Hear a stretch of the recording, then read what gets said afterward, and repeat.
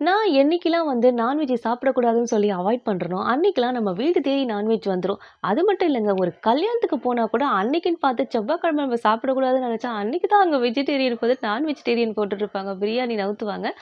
அதே மாரி ஒரு சம்பவம் நம்ம வீட்லயே நடக்கும்போது, அத பார்க்குறப்ப எவ்வளோ டென்ஷன் ஆகும் நீங்களே சொல்லுங்க.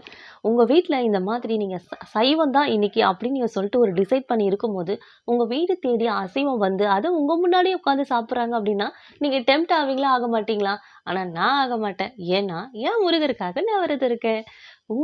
நீங்களும் அந்த மாதிரி முருகருக்காக வேண்டிக்கிட்டு, இல்ல சாய்பாபாக்காக, இல்ல வேற ஒரு ரீசனுக்காக நீங்க சைவமா இருக்கும்போது, உங்க தேடி அசைவம் வந்தா நீங்க எப்படி ரியாக்ட் பண்ணுவீங்கன்றத கமெண்ட்ல சொல்லுங்க.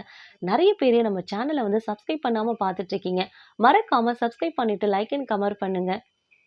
இங்க பாருங்க, அவ பிரியாணிய தவிர இந்த உலகத்துல வேற எதுவுமே இல்லடா! டாப்பு டக்கரு அந்த பிரியாணி அப்படின்னு சொல்லிட்டு சாப்பிட்டுட்டு இருக்கா. எனக்கு இருக்கு இருக்கு சாம்பார்,